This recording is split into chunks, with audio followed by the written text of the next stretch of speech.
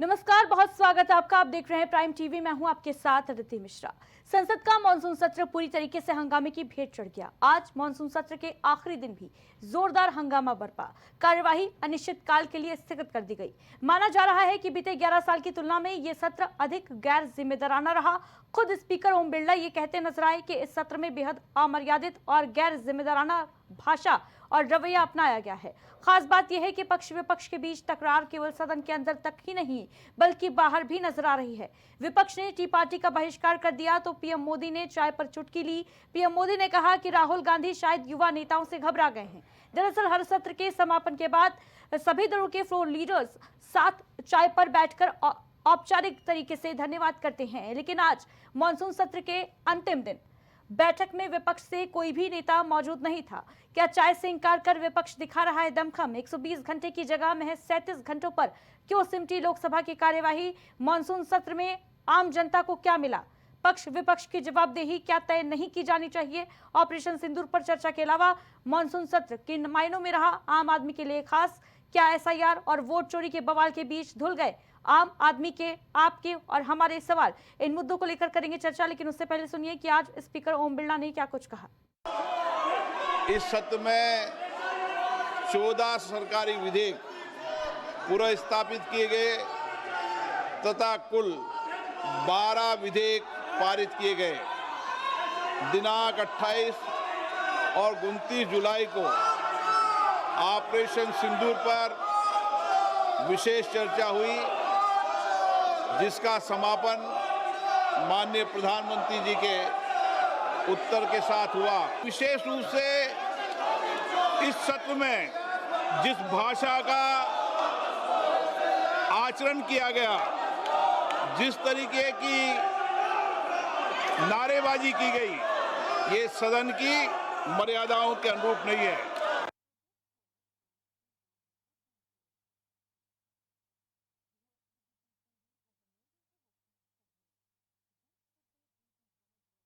जुलाई से शुरू हुआ मानसून सत्र, आज इसका समापन हो गया। जोरदार हंगामे के साथ इस सत्र की शुरुआत हुई थी और हंगामे पर ही सत्र का समापन भी हो गया।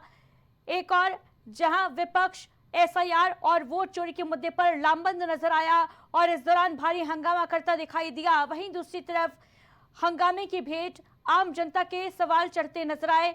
अगर कार्य की बात की जाए तो लोकसभा में महज 37 घंटे संवाद, चर्चा हुआ, कार्य हुआ। हालांकि राज्यसभा की बात की जाए तो 42 घंटे वहां पर कार्य हुआ और यही बेहद निराशाजनक एक लोकतंत्र के लिए माना जा रहा है। खुद स्पीकर ओम बिरला ये कहते नजर आए कि बेहद गैर जिम्मेदाराना तरीके से भाषा जो है उसका इस्तेमाल किया गया। सदन में इस तरीके का गैर जिम्मेदाराना रवैया नहीं अपनाना चाहिए। करोड़ों रुपए खर्च होते हैं एक दिन सदन की कार्यवाही पर, लेकिन बड़ा सवाल यह है कि क्या केवल हंगामे के लिए लोगों की निगाहें टिकी होती हैं मानसून सत्र पर? आखिर क्यों मानसून सत्र में नहीं हो पाया कोई काम? केवल और केवल 12 प्रस्ताव ही एक महीने के अंदर यहां पारित किए गए हैं। इन तमाम मुद्दों को लेकर आज चर्चा की शुरुआत करेंगे। बताते चले कि 120 घंटे की जगह महज 37 घंटों पर लोकसभा की कार्यवाही स्थगित हो गई। मानसून सत्र जिसकी शुरुआत 21 जुलाई को हुई थी और आज मानसून सत्र समाप्त हो गया है। इस बीच जोरदार विरोध विपक्ष का देखने को मिल रहा है। वोट चोरी और एसआईआर के मुद्दे पर विपक्ष लामबंद नजर आ रहा है। टी पार्टी बुलाई गई थी लेकिन वहां पर भी विपक्ष नदारद रहा, बॉयकॉट किया। वहीं इस मुद्दे पर प्रधानमंत्री नरेंद्र मोदी ने राहुल गांधी पर निशाना साधते हुए तंज कसा, चुटकी ली चाय पर प्रधानमंत्री मोदी ने और कहते नजर आए कि राहुल गांधी युवा नेताओं से घबरा गए हैं। लेकिन बड़ा सवाल यह है कि पक्ष विपक्ष की जवाबदेही क्या तय नहीं की जानी चाहिए? ऑपरेशन सिंदूर पर हालांकि अगर बात की जाए तो ऑपरेशन सिंदूर के अलावा किसी और मुद्दे पर बेहद खास चर्चा इस पूरे सदन की कार्यवाही के दौरान देखने को नहीं मिली और आम आदमी के हाथ एक बार फिर खाली। इस मानसून सत्र से आम आदमी ने क्या कुछ पाया, ये एक बड़ा सवाल है, क्योंकि मानसून सत्र हंगामे की भेंट चढ़ता नजर आया। और इस पर चर्चा के लिए हमारे साथ तमाम अतिथि जुड़ रहे हैं। राघवेंद्र सिंह चौहान जी हमारे साथ भारतीय जनता पार्टी से जुड़े हैं, साथ ही साथ पवन दीक्षित जी कांग्रेस से हमारे साथ जुड़ गए हैं, विनय श्रीवास्तव जी राजनीतिक विश्लेषक के तौर पर हमारे साथ जुड़े हैं और साथ ही साथ आदेश शुक्ला जी हमारे साथ मौजूद हैं स्टूडियो में, वरिष्ठ पत्रकार हैं। आदेश जी बहुत बहुत स्वागत सबसे पहले आप सभी अतिथियों का प्राइम टीवी पर। और विनय तिवारी जी शुरुआत करूंगी आपके साथ। ये जो इस बार मानसून सत्र की कार्यवाही देखने को मिली, 120 घंटे लोकसभा में चर्चा होनी तय थी, लेकिन 37 घंटे पर ही जो चर्चा है वो समाप्त हो जाती है। 37 घंटे ही लोकसभा का कार्य होता है और हंगामे की भेंट चढ़ जाती है कार्यवाही दोनों ही सदनों की, चाहे लोकसभा की बात की जाए चाहे राज्यसभा की बात की जाए। बड़ा सवाल यह है कि करोड़ों रुपए खर्च होता है एक दिन की कार्यवाही के लिए, लेकिन आम आदमी के हाथ कुछ नहीं आता। किस तरीके से देखते हैं आप इसे? ये बेहद दुर्भाग्यपूर्ण है और ये कोई पहली बार नहीं हो रहा है। ये अक्सर देखने को मिलता है कि हमारी जो गाढ़ी कमाई है, टैक्स पेयर की जो गाढ़ी कमाई है, उससे कितना खर्चा आता है 1 घंटे का संसद की कार्रवाई चलाने के लिए। और जिनको हम अपना रिप्रेजेंटेशन देते हैं, जो हमारे प्रतिनिधि हैं, वो चाहे सत्ता पक्ष के हों चाहे विपक्ष के हों, वो कोई भी जो है उनको ऐसा लगता है कि जैसे उनको चुनके इसीलिए भेजा गया है कि वो जनता के पैसे को बर्बाद करें और सदन को ना चलने दें। जबकि चाहे वो कोई सत्ता पक्ष में के जो सांसद हो या विपक्ष के सांसद हो, देखिए दोनों की जवाबदेही जनता ने तय कर दी है कि आप विपक्ष में रहेंगे, आपकी ये जिम्मेदारी है, आप सत्ता पक्ष में रहेंगे, आपकी ये जिम्मेदारी है, और दोनों को मिलकर सदन चलाना चाहिए। खासकर सुनने में अब ये आता है कि विपक्ष कहता है कि सदन चलाने की जिम्मेदारी सत्ता पक्ष की है, सत्ता पक्ष के लोग कहते हैं कि विपक्ष सदन नहीं चलने दे रहा है। तो ये तो तू बोले क्या है कि वो एक दूसरे को जवाब दे रहे हैं, जबकि वो एक दूसरे को का प्रतिनिधित्व नहीं कर रहे हैं। वो प्रतिनिधित्व कर रहे हैं जनता का पैसा बर्बाद कर रहे हैं और जनता की गाढ़ी कमाई पानी में जा रही है। सदन की कार्रवाई नहीं हो पा रही है। अगर सदन चलता तो वहाँ पे कुछ मूलभूत मुद्दे डिस्कस किए जाते, उन पे नए कानून बनते। लेकिन दुर्भाग्य ही है, हमेशा की तरह यह मानसून सत्र भी बिना चर्चा के हंगामे के भेंट चल गया। बिल्कुल। पवन दीक्षित जी, एसआईआर से लेकर वोट चोरी का मुद्दा जो आखिरी दिन तक गर्जा विपक्ष के द्वारा सदन में जोर शोर से इस मुद्दे को उठाएगा, लेकिन आम आदमी के सवाल जो हैं वो कहीं ना कहीं गायब नजर आए। क्या वजह है इसके पीछे? क्या जवाबदेही आप लोगों की तय नहीं होनी चाहिए, चाहे सत्ता पक्ष हो चाहे विपक्ष हो? क्या ये गैर जिम्मेदाराना रवैया नहीं रहा जिस तरीके की भाषा का प्रयोग किया गया सदन में?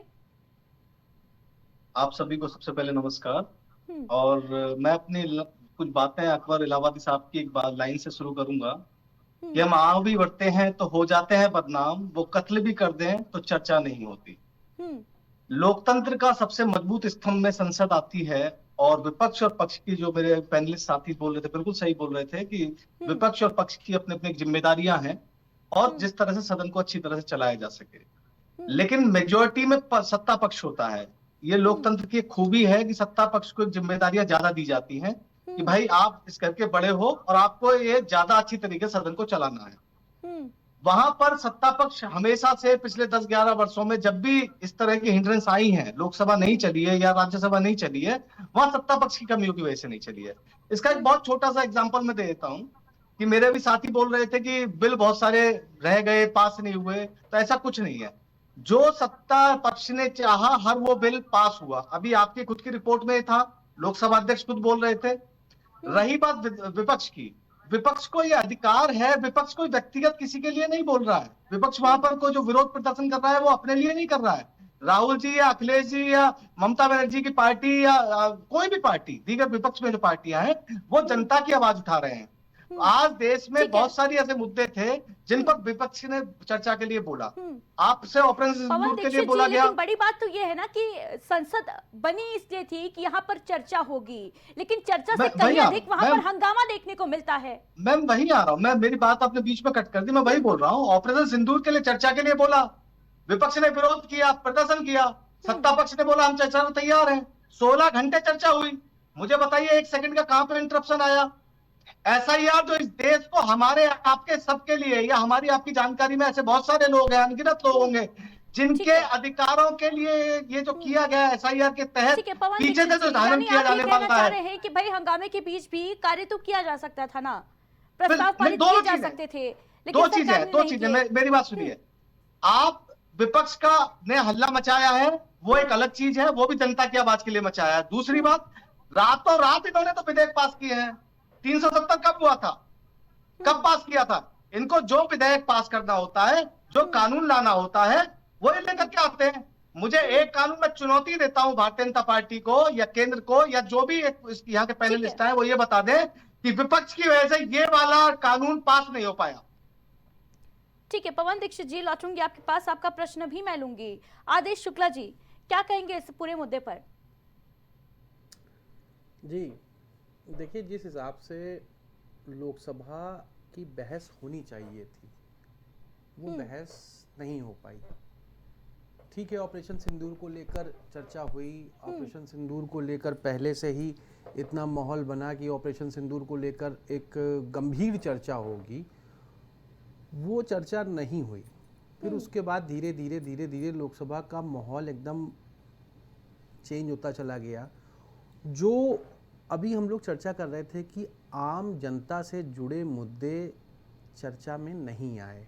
तो आम जनता के मुद्दे, भाई सीधी सी बात है, वही मुद्दे हैं जो महंगाई है। महंगाई कहीं से चर्चा में नहीं आई। मुझे लगता है कि महंगाई को लेकर कोई एक तरीके का जो इस बार का लोकसभा का और राज्यसभा का वो था, उसमें बहुत जल्दी होने का था। विपक्ष ने भी, मुझे लगता इसमें दोनों की गलतियां हैं। इसको ये माना जाए कि विपक्ष ने भी इसका सहयोग नहीं किया। विपक्ष को भी सहयोग करना चाहिए। पहले विपक्ष बहुत सहयोग करता था, अब विपक्ष बहुत जल्दी सहयोग नहीं करता है। और जैसे अभी आपने चर्चा करी कि एक टी टाइम की पार्टी होती है जिसमें शाम को बातचीत होती है, उसमें रहना चाहिए, तो विपक्ष ने उसका बहिष्कार किया। तो हर चीज़ को समझना चाहिए, सोचना चाहिए कि जो परंपराएं बनी हैं लोकसभा और राज्यसभा को लेकर, चाहे विधानसभा के लेकर हो, वो परिपाटी बनी रहनी चाहिए, उनको तोड़ना नहीं चाहिए। अब जिस तरीके से अभी बात आई कि जैसे अभी ओम बिरला साहब ने कहा कि हमने 12 से 13 विधेयक जो है पास करा लिए, और क्या कहते हैं, कई ऐसा नहीं है कि बहुत कोई कि हम एकदम नकार भी नहीं सकते हैं। कल देखिए संसद में सबसे बड़ा बिल आया कि ऑनलाइन गेम का, विपक्ष को इसका सपोर्ट करना चाहिए था, मुझे लगता है। ऑनलाइन गेम को लेकर उन्होंने साफ साफ कहा कि ऑनलाइन गेम का प्रचार करने वाले इन्फ्लुएंसर, ऑनलाइन गेम का जो भी सेलिब्रिटी हैं वो कार्य करते हैं या प्रचार करते हैं, तो उसके लिए कई धाराएं बनी हुई हैं, कई जुर्माना भी बना हुआ है। क्योंकि आप देखिए, भारत देश एक युवा देश है और भारत में बहुत ज़्यादा इस समय गेम को लेकर और क्या कहते हैं ऑनलाइन गेम को लेकर एक बहुत बड़ी वो चल रही थी। इस पे ये कानून आना भी ज़रूरी है और मैं इसकी सराहना भी करना चाहता हूँ कि, और मैं अपने विपक्ष के साथियों से, मुझे लगता है कि पवन भाई भी उसमें तारीफ करेंगे कि ये ज़रूरी था, कि ये ज़रूरी था कि ऐसा होना चाहिए, और ये जितनी जल्दी इस पर लगाम लग जाए वो इम्पोर्टेंट है। ये गेमिंग वाला मैटर है, और क्या कहते हैं अभी और भी कई चीज़ें जैसे आई हैं, तो जिसमें युवा भटके ना, युवा मतलब पैसा ना डूबो, युवा के साथ कोई फ्रॉड ना हो, और जो लोक लुभावने वादे दिए जाते हैं कि आप 20 रुपए लगाइए इतना जीतिए, 20 रुपए लगाइए, तो हम चाहते हैं कि जो घर के बच्चे हैं और जो युवा हैं वो इन सब चीज़ों से दूर रहें। और मुझे तो ये बिल में इसलिए अच्छा लगा कि भाई इस पे कानून बनेगा। कई सारे अहम जो विधेयक हैं वो पारित करा लिए गए हैं। हालांकि अगर बात की जाए विपक्ष की, तो लगातार ये भी कहता नजर आया विपक्ष कि हमें बोलने का मौका नहीं दिया गया, हमारी बात जो है वो नहीं सुनी गई। आज मल्लिकार्जुन खड़गे को भी हमने सुना, वो भी ये कह रहे थे राज्यसभा में कि भाई हमारी बात तो किसी ने सुनी ही नहीं, हमें बोलने का मौका नहीं दिया गया। कितना सही मानते हैं आप इन आरोपों को? देखिए विपक्ष को बोलने का भरपूर मौका मिला, जहां पर ऐसा नहीं है कि खड़गे जी ने बोला नहीं है। खड़गे जी ने पहले भी बोला, सिंदूर के मुद्दे पे भी बोला, सारी चीजों के मुद्दे पे बोला। आप कांग्रेस विपक्ष को बोलने का मौका दिया गया, लेकिन विपक्ष बोलने से कहीं अधिक हंगामा करता नजर आया। कांग्रेस के आप जितने भी लीडर हैं उनका सोशल मीडिया उठाकर देख लीजिए। कांग्रेस के हर सोशल मीडिया के हैंडल्स पर विपक्ष के जिन जिन नेताओं ने बोला है और भी जिन नेताओं ने बोला है, उन्होंने अपनी पूरी 8-8 मिनट 10-10 मिनट की पूरी लोकसभा की कार्रवाई का हिस्सा पोस्ट किया है। ऐसा नहीं है कि उत्तर प्रदेश के पूर्व मुख्यमंत्री रहे अखिलेश यादव को नहीं कह सकते कि उन्होंने नहीं बोला है, उनका भी इंटरप्रेटेड हुआ था। जब आपने देखा होगा कि अमित शाह के साथ हुआ था, तो ऐसा नहीं है, सबको बोलने का मौका मिला है। और ये कह देना कि एकदम बोलने का मौका हंगामे की वजह से हाँ, अब विपक्ष लाए जा रहे थे, जिन बातों पर चर्चा की जा सकती थी वो पॉसिबल नहीं हो पाई। लेकिन मैं एक बार इस पे बोलना चाहूंगा कि लोकसभा के दौरान एक मुद्दा आया कि प्रधानमंत्री बाहर हैं, प्रधानमंत्री आए नहीं हैं, तो राहुल गांधी ने भी बीच में देखिए उन्होंने रैलियां भी शुरू कर दी, उन्होंने यात्रा भी शुरू कर दी।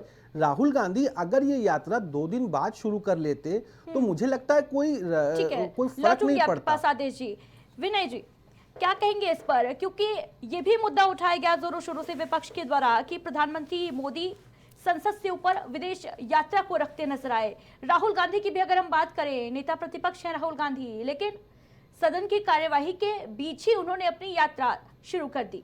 क्या कहेंगे इस पर? देखिए, ये मुद्दा महत्वपूर्ण नहीं है, ठीक है ना। ये अगर विपक्ष के तरफ से ये आरोप लगाया जाता है कि जब सदन की कार्रवाई चल रही हो और उस समय नेता सदन यानी कि प्रधानमंत्री सदन में मौजूद ना हो और जो उन प्रस्तावों पे चर्चा चल रही है उन पे वो जो है वहाँ पे उपस्थित नहीं है, तो ये विपक्ष का जो आरोप लगाना है वो बिल्कुल निराधार है, इसका कोई आधार नहीं है। देखिए, सदन में वही प्रस्ताव लाए जाते हैं, कैबिनेट से वही प्रस्ताव पास होते हैं जिसमें कैबिनेट उसी प्रस्ताव को पास करती है जिसमें प्रधानमंत्री की सहमति होती है। इट मीन्स मतलब यही है कि प्रधानमंत्री की अनुमति के अनुसार ही वो सदन में वो प्रस्ताव पास रखे गए हैं जिस पर चर्चा हो रही है। अब प्रधानमंत्री उस पर कितने समय वो कब जो है उस चर्चा में भाग लेंगे, ये उनका एक अधिकार है और उनके बहुत सारे कर्तव्य। ऐसा भी नहीं है कि पूरा दिन सदन की कार्रवाई चल रही है और प्रधानमंत्री जैसा महत्वपूर्ण पद जिसको पता नहीं कितने कितने काम करने पड़ते हैं, कहाँ कहाँ पे मीटिंग है, जिनसे जो है बायलैटरल टॉक हो रही है, देश में या विदेश में किससे क्या किस समय बात करनी होती है, ऐसे व्यक्ति को पूरे दिन आप सदन में बिठा रखोगे तो फिर देश कैसे चलेगा और देश के काम विनय जी, और बड़ी बात यह है कि जब प्रधानमंत्री सदन में आते हैं, जैसा कि आज हमने तस्वीर देखी लोकसभा में प्रधानमंत्री जब एंट्री कर रहे थे, उस वक्त विपक्ष की ओर से नारे लगाए जा रहे थे, ताड़ी पार, गो बैक, वोट चोर, गद्दी छोड़, इस तरीके के अमर्यादित शब्दों का, भाषा का इस्तेमाल किया जा रहा था। मैं इसे तो खैर इतना ही देखूंगा कि ये जनता को सोचने का विषय है कि उसकी जो चयन की जो शैली है, जो अपने प्रतिनिधियों को जो चुन रही है, वो किस स्तर के प्रतिनिधियों को चुन रही है, जनता को इस पर ध्यान देना चाहिए। वो ये विषय जनता के लिए है। उन्होंने जैसे सदस्यों को चुन के भेजा है अपना रिप्रेजेंटेशन के लिए, वो उसी के हिसाब से वहाँ पे बर्ताव कर रहे हैं। तो ये सवाल जनता के लिए है। बिल्कुल, उनको बिल्कुल जनता के लिए अब सोचना बेहद आवश्यक हो जाएगा। ये मानसून सत्र का जो हंगामा देखने को मिला है, हंगामे की भेंट जो चढ़ गए हैं जनता के सवाल, ये कहा जा सकता है कि धुल गए हैं सवाल मानसून सत्र में जनता के। इस पर सोचना बेहद आवश्यक है कि आखिर कब तक जवाबदेही जो है उससे बचते रहेंगे पक्ष और विपक्ष के लोग। राघवेंद्र जी हमारे साथ जुड़ गए हैं, भारतीय जनता पार्टी से प्रवक्ता है। राघवेंद्र जी, सबसे पहले तो स्वागत है आपका प्राइम टीवी पर। राघवेंद्र जी, आज मॉनसून सत्र समाप्त हो गया, लेकिन कई सवाल आज खड़े हो रहे हैं। सवाल ये भी कि 120 घंटे जहां चर्चा होनी थी लोकसभा में, वहां पर केवल 37 घंटे कार्य हो पाया, चर्चा हो पाई, हंगामे की भेंट चढ़ गया और सत्र और साथ ही साथ जो जनता के सवाल हैं वो कहीं ना कहीं धुलते नजर आए। सत्ता पक्ष और विपक्ष दोनों की जिम्मेदारी थी।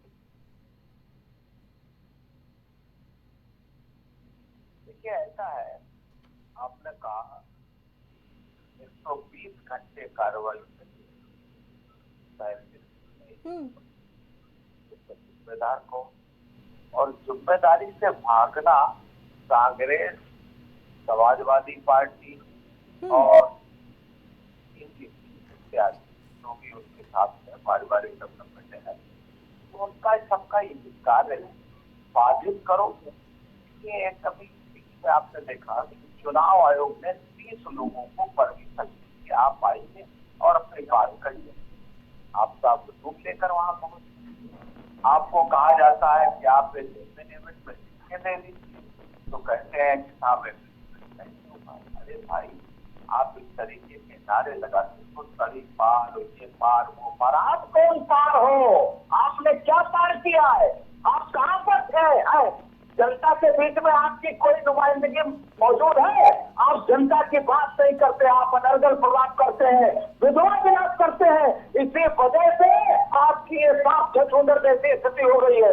आप ये जो करते जा रहे हो, इससे आप जनता से दूर होते जा रहे हो। जनता आपसे दूर तो थी, जनता की नजर में आप झूठे भी हो चुके हो। जनता आपको शांति बांटती तो थी, लेकिन आपका क्या व्यवहार, दुराचार और अनाचार, ये सब जनता ने देख लिया।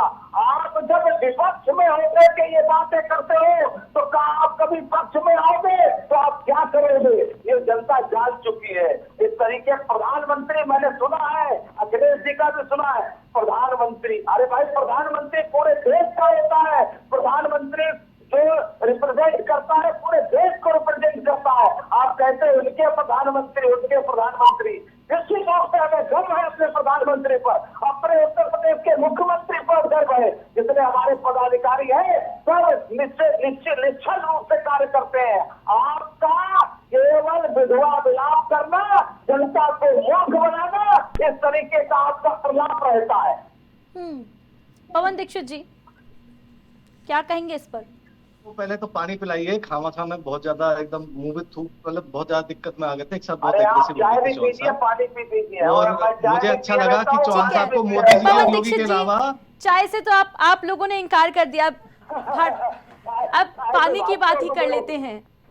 नहीं मैम, मैं चाय पी रहा हूँ। और मेरे नेताओं ने अगर चाय का किया, देखिए सबसे बड़ी बात है अदिति, लेकिन विपक्ष ने तो चाय पीने से इनकार कर दिया ना, बॉयकॉट कर दिया, बहिष्कार कर दिया। मतलब चाय से क्या आपत्ति थी? कोई चार्ज, मैं बता रहा हूँ ना अदिति, चाय जो पिलाई, एक भारतीय संस्कृति में सम्मान सबसे बड़ी चीज होती है। आप किसी को चाय के लिए आमंत्रित करते हैं तो आपका व्यवहार भी जो चाय पीने जाएगा उसको देखेगा ना कि इनका व्यवहार किस तरह से है। मोदी जी का, माननीय हमारे प्रधानमंत्री जी का व्यवहार हमेशा से कटाक्ष वाला रहा है। और सही कहा था मेरे पैनल साथी ने कि वोटर्स को जरूरत है देखने की 50 करोड़ की गर्लफ्रेंड और जर्सी गाय जैसे लोगों ने जो डायलॉग बोले थे, ऐसे लोगों को ना चुने। हालांकि जनता ने काफी समझ लिया, 1.5 लाख वोट से कुल जीत दिलाई है।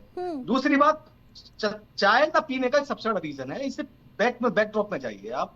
चाय पीना ना पीना कोई बहुत बड़ी बात नहीं है। बहुत अच्छे रिश्ते सत्ता पक्ष और विपक्ष के बीच पहले से रहे थे। अभी मेरे पैनलिस्ट साथी ने खुद बोला कि विपक्ष बड़ा सपोर्ट करता था पहले। जिम्मेदारी थी सत्ता पक्ष की और सत्ता में थे हम लोग, और हमारा व्यवहार उस तरह से विपक्ष के साथ होता था कि भाईचारे वाला। हमारे वैचारिक मतभेद होते थे, जो आज वैमनस्य की लड़ाई लड़ाई जा रही है, जो वैचारिक मतभेद से व्यक्तिगत लड़ाइयां हो गई हैं, वो सबको दिखती है मैम। वही कारण है जो आज भारतीय जनता पार्टी के लोग कांग्रेस के लोग साथ खुलकर नहीं आ सकते। पवन दीक्षित जी, लेकिन ये जो वोट चोरी वाला शिगुफा है, ये तो बेहद पुराना है ना, तो फिर इस बार के सत्र में ही इतना हंगामा क्यों बरपा? क्योंकि वोट चोरी का मुद्दा तो कांग्रेस जोरों शोरों से पहले भी उठाती रही है। पहले ईवीएम पर दोष लगा रही थी, इलेक्शन कमीशन को घेर रही थी, अब तो डायरेक्ट वोट चोरी और एसआईआर के मुद्दे पर ही भिड़ गई है बहस। मुझे आपके एक वर्ड से थोड़ा सा ऑब्जेक्शन है, शिगुफा। ये एक शिगुफा नहीं है।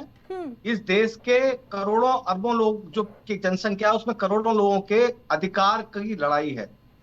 आज बिहार में जो हुआ है, आप बिलीव कीजिए, 7.5 करोड़ मतदाता थे, 7.5 करोड़ मतदाताओं को निकाला, 65 लाख आउट कर दिए।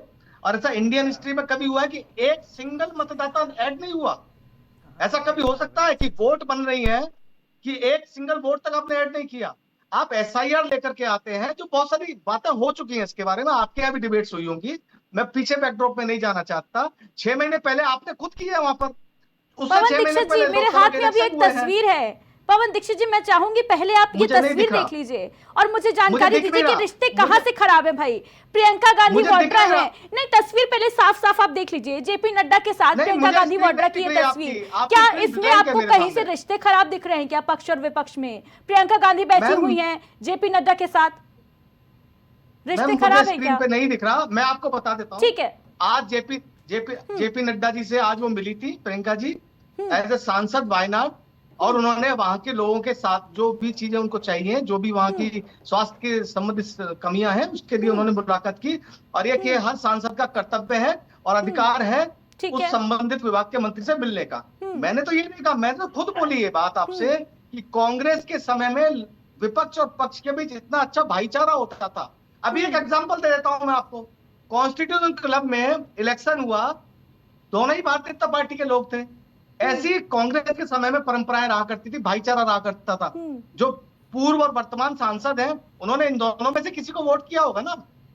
अगर हम वैचारिक रूप से ठीक है पवन दीक्षित जी, बहुत बड़ी जानकारी आप दे रहे हैं कि कांग्रेस के समय में कार्यप्रणाली अलग थी, हमारा व्यवहार अच्छा था। हाँ, लेकिन इस बात की भी जानकारी फिर दे दीजिए कि क्या उस समय भी विपक्ष के द्वारा इस तरीके का हंगामा देखने को मिलता था क्या कि 120 घंटे कार्य होना है लेकिन 37 घंटे पे कार्य सिमट जा रहा है, ऐसा होता था क्या? ठीक है, इसकी जानकारी ले लेते हैं विनय तिवारी जी। 2014 से पहले का आप सारा उठाइए। ठीक है, विनय तिवारी जी हमारे साथ हैं राजनीतिक विशेषज्ञ के तौर पे, उन्हीं से जानकारी ले लेते हैं। विनय जी क्या कहेंगे इस पर? आप अपना सवाल जरा दोबारा। विनय तिवारी जी, प्रश्न ये है कि क्या जब कांग्रेस पार्टी सत्ता में थी और बीजेपी जो थी विपक्ष में थी, तो भी क्या इस तरीके की तस्वीरें, इतना जोरदार हंगामा बरपता था क्या सदन में कि कार्यवाही ना हो पाए, कार्य ना हो पाए? नहीं, देखिए संसद के अंदर आरोप और प्रत्यारोप तो चलेगी, वो इसी के लिए तो वो कदम बना हुआ है कि वहाँ पे विपक्ष और विपक्ष के लोग आपस में अपने विचार रखेंगे, कहीं पर सहमत होंगे, कहीं पर उनका जो है विचार जो है आपस में नहीं मिलेगा और वहाँ पे विरोध प्रदर्शन होगा। ये पक्ष और विपक्ष में होना चाहिए और यही इसी से लोकतंत्र की गरिमा है और लोकतंत्र इसी से मजबूत होता है। ठीक है, दिक्कत क्या है? लेकिन प्रश्न ये है विनय तिवारी जी, प्रश्न मेरा ये है कि क्या इससे कार्य बाधित होता था? क्या विपक्ष जो है वो वेल के अंदर घुसना छोड़िए, सदन के बाहर भी अंदर भी हंगामा करता नजर आता था, ऐसा होता था क्या? मेरी बात पूरी कंप्लीट नहीं हुई, मुझे पूरी बात आ जाने दीजिए। मेरा ये कहने का मतलब है कि सदन के अंदर पक्ष और विपक्ष में ये छींटाकशी, विरोध प्रदर्शन, ये सब सारी चीजें तो चलती रहती है और यही पक्ष विपक्ष का काम भी है। दिक्कत क्या है कि कांग्रेस ने आजादी के बाद करीब 65 साल तक लगातार उसने जो है राज किया और अगर ये 70-75 साल का अगर हमारा जो इतिहास है उसमें मोस्टली टाइम जो है कांग्रेस का ही राज रहा। तो कांग्रेस के अंदर एक चीज ये आ गई है, वो उसके डीएनए में आ गई है कि वो चाहे वो विपक्ष में बैठे हुए या पक्ष में बैठे, उनके हिसाब से सदन को चलना चाहिए। अब के विपक्ष में जब कांग्रेस सरकार में थी तो बहुत समय ऐसा था कि विपक्ष बिल्कुल न के बराबर था, मजबूत होता ही नहीं था। ऐसे भी समय आते थे कि कांग्रेस 400 प्लस सीट लेकर आई है और विपक्ष नाम मात्र की सीटें लेके आया, तो वहाँ पे उस विपक्ष की ऐसी हैसियत भी नहीं थी कि वहाँ पे अपना विरोध प्रदर्शन कर सकते थे। लेकिन समय जब बदला और कांग्रेस कमजोर हुई, दूसरी पार्टियां लगातार जो है सत्ता में आने लगी, तो कांग्रेस को ये चीज हजम नहीं हो पा रही। वो अभी वही 65 साल का जो उनका जो इतिहास है, उनके व्यवहार में ये नजर आता है कि जो हम कह रहे हैं उसी के हिसाब से सब कुछ होना चाहिए। जबकि जनता ने कांग्रेस को विपक्ष में बिठाया है, उसको काम खाली इतना दिया गया है कि सरकार अगर कोई पॉलिसी बनाती है तो उस पॉलिसी को सही तरीके से इम्प्लीमेंट किया जाए। पॉलिसी बनाने का काम कांग्रेस को नहीं दिया है जनता ने। अगर ये कांग्रेस समझ जाए तो सदन और सारी चीजें अच्छे तरीके से चलेंगी। ठीक है, पवन जी आप जवाब दीजिए इस बात का। मैं जवाब देना चाहूंगा दीदी। जो भारतीय जनता पार्टी के साथी तिवारी जी ने अभी जो बोला है, मैं सिर्फ ये कहना चाहूंगा कि सदन हमेशा से विपक्ष में विरोध की बात होती है और उसका स्वागत होना चाहिए। ये लोकतंत्र की बहुत बड़ी खूबसूरती है। और कांग्रेस को ये डीएनए में है या कांग्रेस को ये बीमारी है या कांग्रेस को ये परेशानी है। विनय तिवारी जी भारतीय जनता पार्टी के सदस्य नहीं है, राजनीतिक विशेषज्ञ के तौर पर हमारे साथ जुड़े हैं जी। आदमी के लिखे हुए से पता नहीं होता, उसके कर्म या उसकी भाषा से पता लगता है वो किस पार्टी का प्रवक्ता है उस वक्त में। मैं जानबूझ करके बोल रहा हूँ इस बात। दूसरी बात, कांग्रेस पार्टी को कोई अधिकार नहीं दिया विधेयक बनाने का या किसी चीज का। वो ये खुद समझदार है, इनको समझ में आना चाहिए विपक्ष का काम नहीं है ना विधेयक ना कानून बनाने का, ना वो उस मुगालते में है। अगर इनको ये मुगालता है, ये पता है कि बहुत समय कांग्रेस ने शासन किया है तो कांग्रेस को शासन प्रणाली कैसे चलती है ये भी पता है। तो ये बात ना बोले कि कांग्रेस पार्टी ये चाहती है कि किस तरह के शासन चलना चाहिए, वो हमारी तरफ से है, हमारा अधिकार है, मेरा फर्ज है वो अहले सियासत जाने। मेरा पैगाम मोहब्बत है जहां तक पहुंचे। हम लोग कांग्रेस के लोग, इंडिया गठबंधन के लोग, जो भी जन भावना की चीजें हैं, जो भी लोगों के हित की चीजें हैं उसको उठाएंगे चाहे सदन के अंदर हो, सदन के बाहर हो, और ये एक परिपाटी है, ये परंपरा है 1951 पवन से जी, लेकर आज विडंबना तो तक। यही है ना कि जनता से जुड़े मुद्दे तो उठाए ही नहीं गए सदन में, हंगामे की भेंट चढ़ गई कार्यवाही। जैसे मुझे बताइए, आप अभी बात कर रहे महंगाई थे पर कि क्या बात महंगाई, हुई सदन के मैं अंदर, बोल रहा हूं, बेरोजगारी मैं पर बोल क्या रहा हूं, बात हुई सदन के अंदर? मैं बोल रहा हूं, मैं वही बोल रहा हूं, मैं वही बोल रहा हूं। आप बोल रहे थे कि महंगाई बेरोजगारी के ऊपर नहीं उठाया गया। सदन से लेकर सदन में चर्चा जो चली, उससे अलग जितना भी कांग्रेस पार्टी या इंडिया गठबंधन बातें उठाई, उसी का असर है कि आज जीएसटी का 12% और 28% हट रहा है। ये एक महंगाई का शेड्यूल है जो राहुल जी ने शुरुआत में जब जीएसटी लागू हो रहा था उस वक्त ही बोला था कि अभी 28% तक मत लेकर के जाइए, लोगों की कमर टूट जाएगी। एक बात सुनिए, यानी आप विपक्ष बेरोजगारी की की बात बात करते हैं, सरकार मान रही है विपक्ष की बात, माननी पड़ेगी, ठीक है। माननी आदेश शुक्ला जी पड़ेगी। क्या कहेंगे? जो 10 साल, देखिए 10 साल जो इन्होंने तानाशाही चलाई, उसका जवाब हमारे देश की जनार्दन ने 240 सीट देकर के दे दिया है। जो हमारे से कमियां थी, गलतियां थी, जनता ने हमें विपक्ष में बिठाया, अभी उस तरफ चल चुके हैं। हम किस मुद्दे पर, अभी मुझसे बोला कि ये बोल रहे थे भाई कि कांग्रेस पार्टी को समर्थन नहीं करती है, सत्ता पक्ष के लिए नहीं करती है। आप बताइए, हमने क्या ऑपरेशन सिंदूर के लिए पूरे देश एकजुट नहीं था? इस देश का 140 करोड़ लोग एकजुट नहीं थे? क्या अमेरिका के विरोध में सारे लोग एकजुट नहीं थे? क्या आप बोलिए, क्या हम चाइना के विरोध में नहीं थे? क्या हम पाकिस्तान के विरोध में नहीं थे? क्या हमारी geopolitics to home politics हम नहीं थे?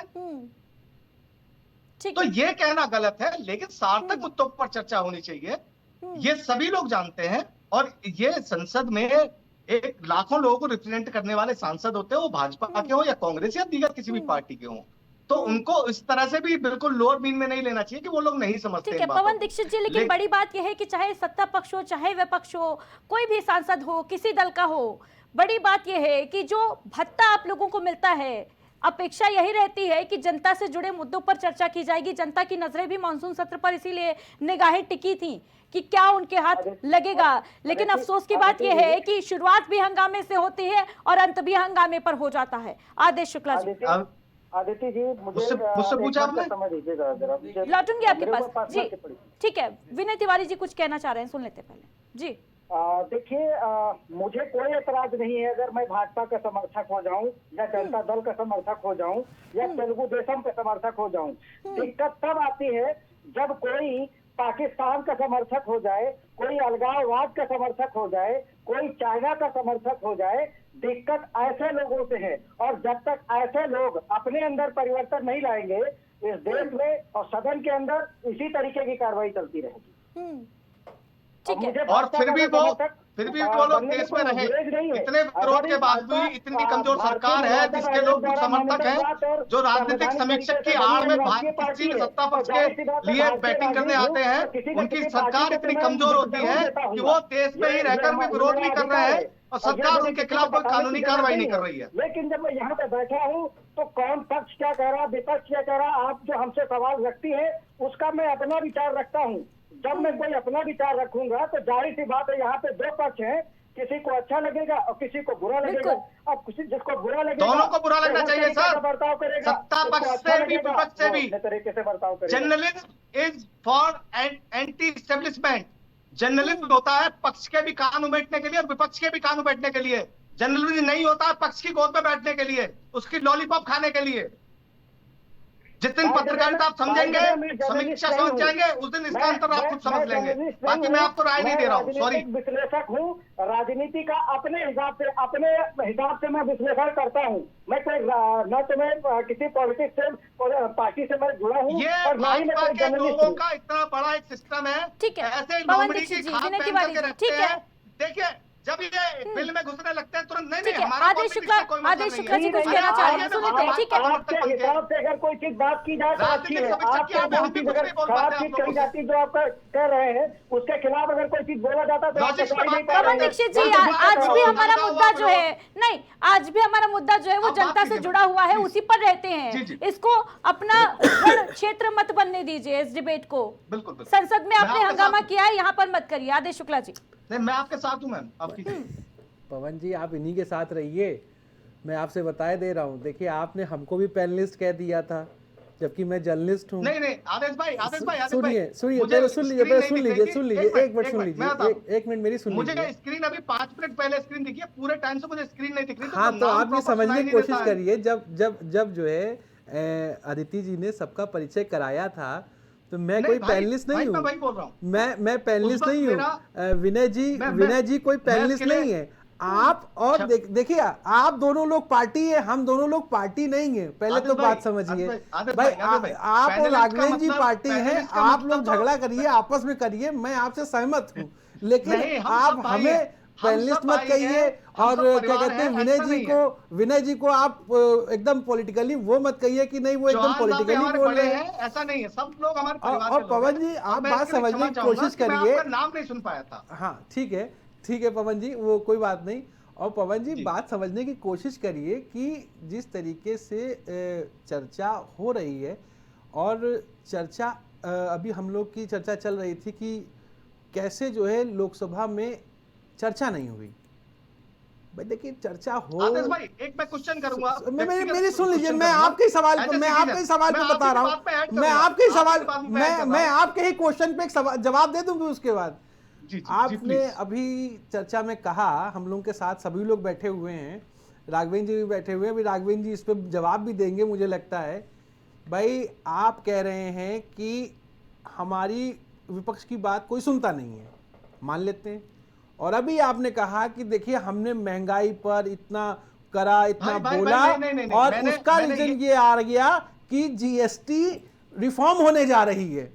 मैंने ये नहीं कहा राहुल गांधी ने, अभी आपने कहा कि राहुल गांधी ने इतना, मतलब कांग्रेस पार्टी ने इतना कहा, राहुल गांधी ने इतना कहा कि जीएसटी रिफॉर्म होने जा रही है। उससे पहले राहुल गांधी ने पिछले सदन में ओबीसी का मुद्दा उठाया था, तो सरकार ने ओबीसी पे काम, तो सरकार आपकी बात मान तो रही। आप लोग हैं कि कहते रहते हैं कि सरकार मान नहीं रही है, और फिर कह रहे हैं कि जातिगत जनगणना से जीएसटी तक जातिगत हर मुद्दे पर विपक्ष की बात मान ली सरकार ने, विपक्ष की बात मान ली। अब राघवेंद्र जी आप बताइए, सारी बातें तो आप राहुल गांधी की मान लेते हैं, तो फिर राहुल गांधी जी के जो उत्तर प्रदेश में सिस्टम है, पवन भाई आप तो उत्तर प्रदेश में हो, लंबे समय से कांग्रेस में हो, ये उत्तर प्रदेश में आप लोग क्यों नहीं पढ़ रहे हो, हम नहीं समझ पाते हैं। इसका कोई रीजन है कि आप गाजियाबाद में हो, मेरे से आपकी मुलाकात भी है ना।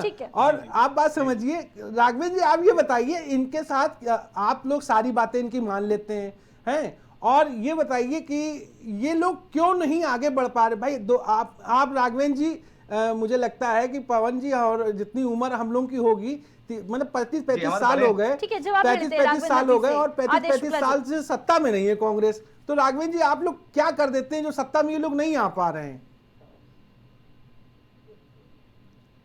आधी बात तो इन्होंने स्पष्ट कर दी, और इनका नेता सदन में क्या कहता है, जब लोकसभा के स्पीकर कहते हैं भाई राहुल आप मुद्दे पर बात, तो बोले मैं अभी सेट हो रहा हूँ। अरे भाई 55 साल हो गए सेट होते होते, कब तक सेट हो गए युवराज, और कब तक युवराज बने रहोगे। अब इनके पास आज मोदी जी ने कह तो दिया, स्पष्ट रूप से कह दिया कि आपके पास क्या युवा नेता नहीं है, लेकिन अब चांदी के चम्मच वाले युवराज को ही हमें आगे करना है, क्योंकि वहां परिवारवादी पार्टी चली आई है और वही इन्हें चलाना है। तो वो परिपाटी जनता ने अब फेल कर दी है, और जनता ने इसको दरकिनार कर दिया। और मैं बड़ी साफगोई के साथ कहता हूँ कि पवन दीक्षित जी गुस्सा मत बोलिए।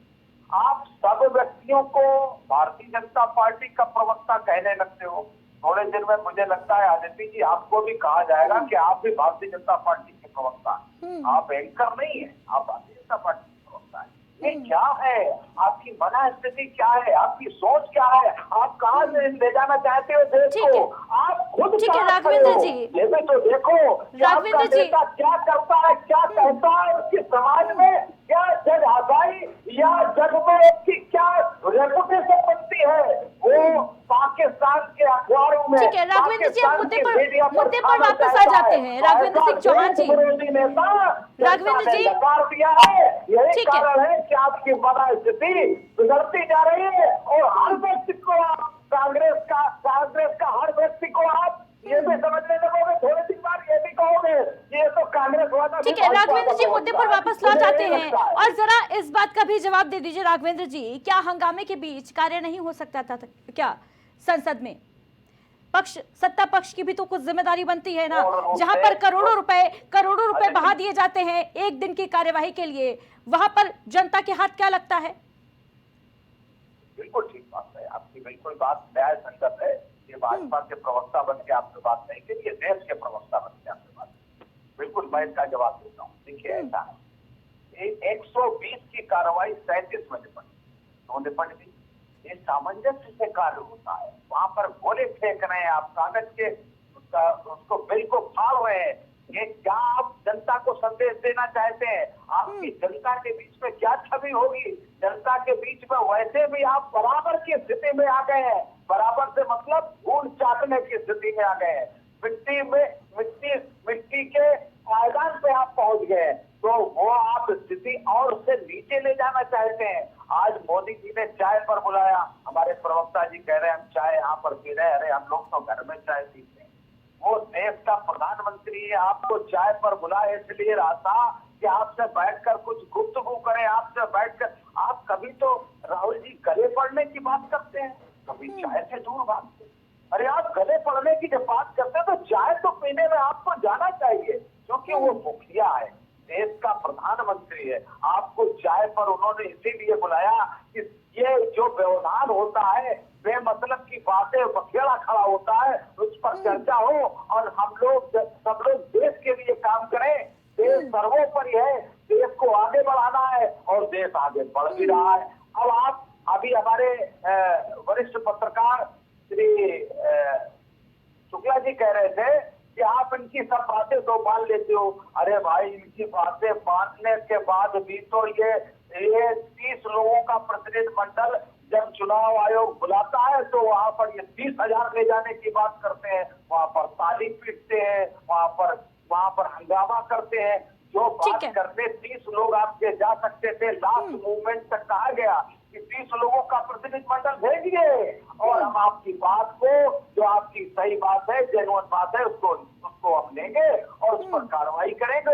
उस पर देखा जाएगा कि क्या हो सकता है। आप केवल हंगामा करते हो, हंगामे की भेंट आप भी चल रहे हो, ये आपको अभी समझ नहीं आ रहा है। राहुल गांधी में अभी भी बचकाना हरकतें करने की आदत नहीं गई है और उनसे भी वरिष्ठ लोगों की वो बात नहीं, अपने दल के लोगों के वरिष्ठ लोगों की वो बात नहीं मानते। इसी वजह से उनका हाथ साफ छछूंदर जैसा होता जा रहा है। और थोड़े दिन में आप देखिएगा, मैं आपके चैनल पर बताया जा रहा हूँ, थोड़े दिन में आप देखिएगा कि राहुल गांधी की जो हैसियत है उसके दल के ही लोगों के निगाहों में किस तरीके की है और वो कहाँ जा रहे हैं, किस स्थिति में हो रहे हैं। और ठीक है राघवेंद्र जी, लेकिन मेरा क्या है वो राघवेंद्र सिंह चौहान जी, मेरा प्रश्न आपसे ये था सीधा कि क्या हंगामे के बीच कार्य जारी नहीं रख सकती थी क्या सरकार?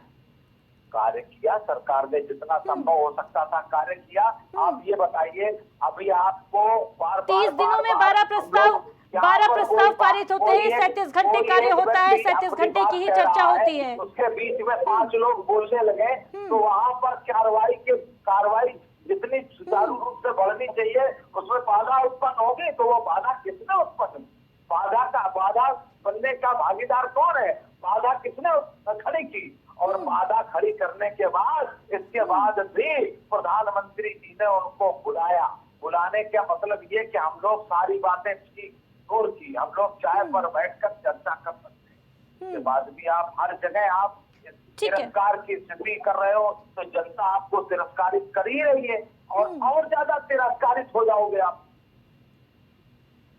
विनय तिवारी जी, पक्ष विपक्ष आपस में आरोप प्रत्यारोप लगाते रहेंगे, चाहे बॉयकॉट करते रहेंगे, ठीक है। पवन जी कुछ बोलना चाह रहे हैं? चौहान साहब से पूछिएगा, आपके माध्यम से पूछता हूँ कि ये मॉनसून सत्र अच्छा हुआ या नहीं हुआ इस बार? पवन जी आपकी आवाज स्पष्ट नहीं आ रही है। आवाज आ रही है आपको मेरी आवाज? मैं पूजा चौहान जी से आपके माध्यम से पूछना चाहता हूं कि ये मॉनसून सत्र अच्छा रहा या नहीं रहा? ठीक है, राघवेंद्र जी जवाब दे दीजिए इस बात का। अब ये तो आपके नेता अभी सेट होकर बताएंगे कि अच्छा था कि नहीं था। वो सेट अरे हो मोदी गए। जी ने तो बहुत अच्छा सेट बताया है होने के आज। बाद बताएंगे। और इसके बाद अच्छा मानसून सत्र का अच्छा मानसून मोदी जी ने तो बहुत अच्छा बताया है, और हम खामखा इस पर चर्चा कर रहे हैं कि सत्र अच्छा नहीं हुआ। अपना था विपक्ष के नेता हाथ पटकते हैं। विपक्ष के नेता कहते हैं मैं सेट हो रहा हूँ। अरे भाई कहाँ सेट हो रहे हो? विपक्ष से नीचे सेट होना चाहते हो क्या? और उससे भी नीचे पायदान पर ठीक है जाना चाहते हो? राघवेंद्र कहाँ जी, सेट होगे? पवन दीक्षित जी, हमें सत्र नहीं कैसा जान रहा सकता इसकी कि जानकारी राहुल बहरहाल गांधी कहाँ पर सेट होना स्पीकर ओम चाहते हैं। बिरला ने जो उन्होंने सेट इसकी होने की जानकारी बात की। स्पीकर ओम बिरला ने और वो बखूबी भी दे दी लोकसभा थी। अध्यक्ष। ठीक है, और 419 प्रश्न शामिल किए गए थे, लेकिन विपक्ष के हंगामे की वजह से मौखिक उत्तर के लिए केवल 55 प्रश्न ही लिए जा सके। इससे अंदाजा लगा लीजिए आप दोनों ही कि संसद का जो कार्य रहा वो कैसा रहा। आरोप प्रत्यारोप देखिए, अपनी जगह है, पक्ष विपक्ष एक दूसरे पर आरोप प्रत्यारोप लगाते रहे हैं, हमेशा लगाते आए हैं, हंगामा भी हमेशा बरपा है सदन में, लेकिन इस तरीके की जो कार्य प्रणाली रही है वो कम ही देखने को मिली है। विनय तिवारी जी क्या कहेंगे इस मुद्दे पर? और सबसे बड़ी चीज विनय तिवारी जी, जैसा कि हर बार होता है एक एंड में क्लाइमेक्स दे दिया जाता है, 130वां संविधान संशोधन इस बार भी दे दिया गया। देखिए आपके 3 क्वेश्चन हैं, मैं तीनों का सिलसिलेवार से बहुत जल्दी ही जवाब दे दूंगा।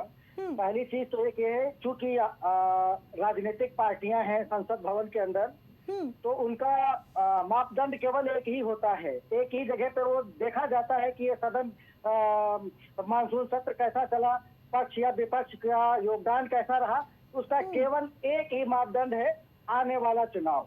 वो चुनाव में ही देख के पता चलेगा कि हाँ जो विपक्ष है वो अपनी जो है भूमिका किस तरीके से निभा रहा है और पक्ष अपनी भूमिका किस तरीके से निभा रहा है। अल्टीमेटली वही एक मापदंड होगा, वहीं पे उनको परखा जाएगा। दूसरी चीज एक ये है, जो आपने ये बोला कि अभी बताया जा रहा था कि कैसे सदन क्यों इतना भेद चढ़ा, कैसे क्या हुआ।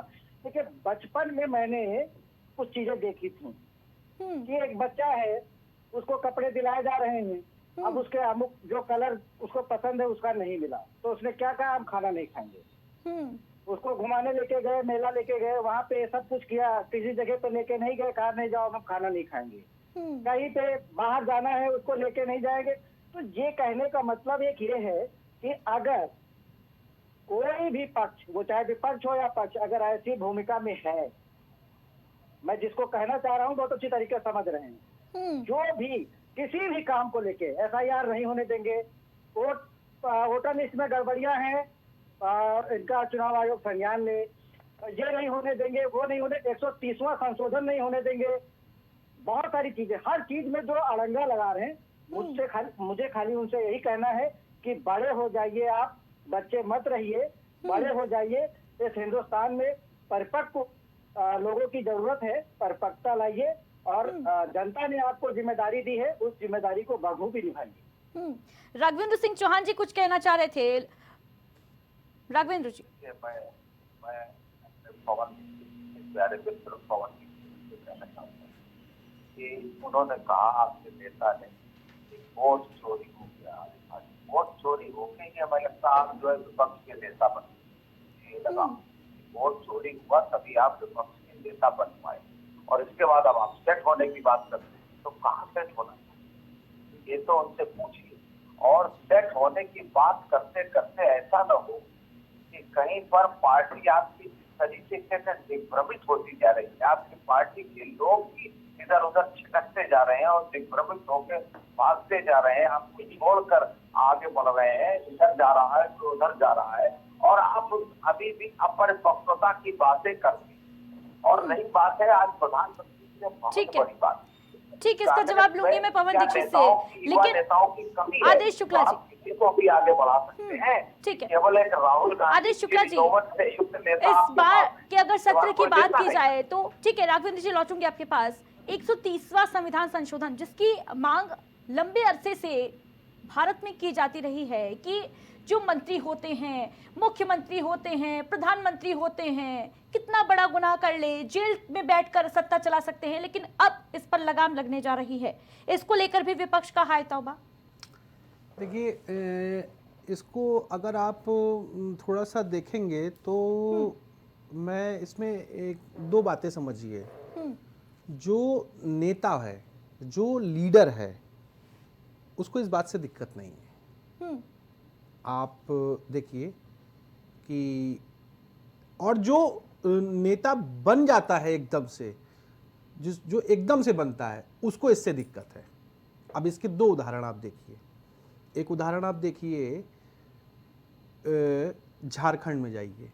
झारखंड में हेमंत सोरेन जो है जेल गए और उन्होंने विद इन मिनट में इस्तीफा दे दिया। लिहाजा क्या हुआ, उनकी वहां सत्ता में वापसी हो गई। इसके पहले आप देखिए, अरविंद केजरीवाल आरोपों में जेल गए और अरविंद केजरीवाल ने इस्तीफा नहीं दिया।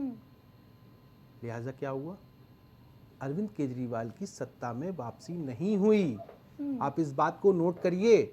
इससे पहले भी जो भी नेताओं के ऊपर कोई भी चार्ज लगा, अगर वो तुरंत इस्तीफा दे देते हैं, मतलब इधर चार्ज की बात आती है और अगर उनको कोई समस्या होती है कि वो आरोप लग जाता है और वो जेल चले जाते हैं। देखिए, राजनीति में जेल जाना कोई वो नहीं है, लेकिन आप बात समझिए, जो भी नेता जेल गया अगर वो वैसे नहीं रहा तो आप भी समझिए कि उनकी सत्ता हाथ से, गरिमा को समझकर अगर आप हेमंत सोरेन का सीधे एग्जांपल ले लीजिए। हेमंत सोरेन गए और वो वापस आए और उनकी सत्ता वापस आ गई। पवन सिंह जी, माफ कीजिएगा, पवन दीक्षित जी कुछ कहना चाह रहे हैं। आदेश भाई की बात का बहुत मैं आपको पहले बताऊं, मैं खुद एक वकील हूं और प्रैक्टिसिंग लॉयर हूं। आदेश भाई ने बहुत सही बात बोली कि हेमंत जी ने रिजाइन किया और सत्ता में वापसी हुई। ये कोइंसिडेंस था। अगर पहली साल में होता तो 4 साल तो सत्ता चलने ही नहीं देती बीजेपी, क्योंकि लास्ट में हुआ था और केजरीवाल जी का भी हुआ था साइमल्टेनियसली। सत्येंद्र जैन को भी इन लोगों ने किया। देखिए, वो मेरी पार्टी के नहीं है, but as a citizen, as a lawyer जो चीजों को समझता हूं, उन्होंने उनको जेल में डाल दिया, वो बरी होके आ गए। आप मुझे बताइए, आपने सालों तक, आई थिंक 16-18 महीने वो जेल में रहे और उसके बाद में वो बरी होकर के आ गए, तो उनकी क्या गलती रही? आपको एक बात बताऊं, शायद हमारे पैनल साथियों को ध्यान में नहीं होगा, पता होगा। आदरणीय अमित शाह जी जब गृह राज्य मंत्री थे और जब उनको जेल हुई थी तो क्या उन्होंने रिजाइन किया था? उन्होंने तो कल संसद में कहा ये बात कि जैसे ही मुझे पता चला था, उन्होंने संसद में बोला है। कल उन्होंने देखिए, कल उन्होंने हाउस में ऑन रिकॉर्ड बोला है, तो हम तो उनकी बात समझेंगे और हमने भी गूगल किया था। नहीं, मैंने उनके बारे में भी दोबारा उनके बारे में रीचेक करने पे गूगल किया। जब उनके ऊपर आरोप लगे थे, तत्काल प्रभाव से उन्होंने जो है इस्तीफा दिया था। लालू यादव के ऊपर जब आरोप लगे थे तो लालू यादव ने भी इस्तीफा दिया था, तब कांग्रेस की रिजीम सरकार थी। ऐसा नहीं है, जो मैंने कहा, जो लीडर है उसको इस बात का डर नहीं है कि अगर मैं जेल चला जाऊंगा। जो एक बनावटी लीडर है, आप बात समझिए, जो बनावटी लीडर है उसके लिए ये बिल खतरनाक है। ये कहा भी जाता है कि चोर की दाढ़ी में तिनका। आदेश भाई वो भारतीय जनता पार्टी हो या किसी भी दल में हो। पवन भाई, आपके यहाँ भी आप समझिए कि जब कांग्रेस की सरकार थी, जब ठीक है, बनावटी लीडर होता है वो हलफनामा देने में भी डरता है। इनकी बातों से स्पष्ट होता है। ये लॉयर है, मैं इनको पूछना चाहता हूँ कि हलफनामा देने में भी क्या जो लीडर डरता है वही इस तरीके से फाइनल कमेंट ले लेते हैं, समय की कमी है। मैं बहुत जी पवन दीक्षित जी, फाइनल कमेंट दीजिए 10 सेकंड में। आखिर ये जो कंसर्न हर बार देखने को मिलता है, पक्ष विपक्ष की जो जिम्मेदारी है वो कैसे तय होगी? पक्ष और विपक्ष की जिम्मेदारियां वही तरीके से चलेंगी। जनता की सुनवाई होगी, जनता की बात को सुना जाएगा, संसद बहुत अच्छे से चलेगा जैसे कई मौकों पर चला है। अगर लोगों की बातें नहीं सुनी जाएंगी, विपक्ष जनता का प्रतिनिधित्व करता है, अगर उसकी बातें नहीं सुनाएगी निश्चित रूप से बाधित होगा। इसकी पूर्ण जिम्मेदारी सत्ता पक्ष की होगी और ये जिम्मेदारियां इसी तरह निर्वहन किया जाएगा। आप सुनेंगे, आपका स्वागत है, हम आपके साथ हर तरह से हैं, जैसे ऑपरेशन सिंदूर में रहे हैं, अमेरिका के खिलाफ रहे हैं, चाइना के खिलाफ रहे हैं, या देश में कभी भी कोई समस्या आएगी उसके साथ में रहे हैं। लेकिन अगर आप नहीं सुनेंगे, आप तानाशाही चलाने की कोशिश करेंगे, तो निश्चित रूप से सदन के अंदर भी और सदन के बाहर भी विपक्ष इसका पुरजोर विरोध करेगा। राघवेंद्र सिंह चौहान जी, फाइनल कमेंट दीजिए। देखिए, ये गले भी पड़ेंगे और इसके बाद इस्तीफा भी नहीं देंगे और हलफनामा भी नहीं देंगे, और इसके बाद जनता के बीच में बखेड़ा खड़ा करेंगे और जनता के गाढ़े पैसों की कमाई को ये संसद न चलने देने के बात पर अडिग है। ये संसद को चलने नहीं देंगे। समय नहीं है, लेकिन इसका जवाब दे सकता था मैं। खेती इन्होंने बना रखी है, लेकिन अब ऐसा चलेगा नहीं। आदेश शुक्ला जी, से 10 सेकंड में फाइनल कमेंट दीजिए जल्दी से। देखिए, लोकसभा की एक गरिमा होती है और उसको मुझे लगता है कि दोनों ही पार्टियों को समझना चाहिए। आगे हाउस चले और अच्छे से चले। ठीक है, इस बार भाई मैं तो सीधी सीधी बात कहूँगा कि हाउस के समय पर कोई भी पॉलिटिकल कैंपेन नहीं बनना चाहिए। अगर हाउस है तो हाउस में पॉलिटिकल कैंपेन उसको 2-4-5 दिन के लिए आप डिले कर लीजिए, आगे पीछे कर लीजिए, या जब हाउस की छुट्टी होती तब आप कर लीजिए। सैटरडे संडे छुट्टी होती है ना, सैटरडे ठीक से चले, ये दोनों की ही जिम्मेदारी है। और जो परिपाटियां बनी हुई, आपकी बार-बार ये शिकायत रही है कि बोलने का मौका नहीं दिया जाता है, लेकिन मैं आपको मौका दूंगी, रखिए अपनी बात। नहीं अदिति, मुझे कोई शिकायत नहीं है आपसे, मुझे कोई शिकायत नहीं है। जहां शिकायत मुझे होगी मैं वहां कहूंगा, किसी चैनल पे या किसी साथी से। मैं सिर्फ ये कहूंगा, चौहान साहब ने जो एक बात बोली, कॉन्स्टिट्यूशनली जिस पद पर प्रधानमंत्री जी हैं कॉन्स्टिट्यूशनल एक पोस्ट पर, उसी तरह की एक पोस्ट राहुल जी लिए हुए हैं। मैं चौहान साहब से एक बात सिंपल पूछूंगा कि अगर आदरणीय प्रधानमंत्री जी को चुनाव आयोग की किसी बात से समस्या है और चुनाव आयोग से वो शिकायत किसी चीज की ऑफिशियली करते हैं, तो क्या चुनाव आयोग की रीढ़ में दम है कि वो मोदी जी से एफिडेविट लेगा? बताइए मुझे। और दूसरी बात, चौहान साहब की जानकारी के लिए एक बार बात बता दूं, एफिडेविट मात्र कंप्लेनेंट से लिया जाता है जिसकी वोट कटी हुई हो। ठीक है, एफिडेविट वो देता है। अरे हमने आपको बोला कि सर यहाँ पर गड़बड़ चल रही है, आप उसको चेक कर लीजिए, खत्म कीजिए। आप इसमें एफिडेविट देके कानूनी रूप से, हम पूरी इस लीगल लॉ भी इस बात को जानती है, सारे वकील भाई भी जानते हैं कि ये सिर्फ एक तरीका है राहुल गांधी या विपक्ष को घेरने का। टेक्निकली कोई चीज को इस मुद्दे पर फिर कभी हम चर्चा करेंगे। विनय तिवारी जी, फाइनल कमेंट आपसे लूंगी। हमारे हिसाब से भारतीय राजनीति एक नई दिशा के तरफ बढ़ चुकी है, जहां पे मतभेद जो है वो एक व्यापक रूप ले चुके हैं। और हमें लगता है आने वाले समय में इसी तरीके से संसद भवन चलेंगे, संसद चलेगी, जहां पे पक्ष में कभी कांग्रेस होगी या पक्ष में कभी भाजपा होगी, लेकिन हमेशा ऐसे ही टकराव की स्थिति रहेगी। हमको और देशवासियों को सबको इसकी आदत डाल लेनी चाहिए, क्योंकि जो भी विपक्ष में होगा वो अपने मनमाने ढंग से सदन को नहीं चलने देगा। बिल्कुल विनय तिवारी जी, बड़ी बात आप कह रहे हैं, लेकिन ये जो स्थिति है ये बेहद चिंतापूर्ण है, चिंताजनक स्थिति भी है, क्योंकि जनता के ही टैक्स के पैसे होते हैं जो खर्च किए जाते हैं। करोड़ों रुपए जो एक दिन की कार्यवाही में खर्च होते हैं, चाहे हम सांसदों के भत्ते की बात कर लें, उनका हिसाब जरूर होना चाहिए और जवाबदेही तय होनी जरूरी है, सत्ता पक्ष की भी विपक्ष की भी। फिलहाल इस खास चर्चा में जुड़ने के लिए हमारे साथ बहुत बहुत शुक्रिया आप सभी का। तो संसद का मॉनसून सत्र आज समाप्त हो गया है। 21 जुलाई को इस सत्र की शुरुआत हुई थी। मॉनसून सत्र में 120 घंटे चर्चा होनी, संवाद होना तय था लोकसभा में, लेकिन 37 घंटे की ही चर्चा हो पाई। कुल 12 प्रस्ताव लोकसभा से पारित हुए। राज्यसभा की स्थिति भी कुछ ऐसे ही देखने को मिली, जहां 42 घंटे ही कार्य हो पाया। ये बेहद चिंताजनक स्थिति लोकतंत्र के लिए इसलिए भी हो जाती है क्योंकि करोड़ों रुपए पानी की तरह बहा दिए जाते हैं, लेकिन हंगामे की भेंट चढ़ जाता है सत्र। इस खास चर्चा में इतना ही, दीजिए इजाजत, नमस्कार।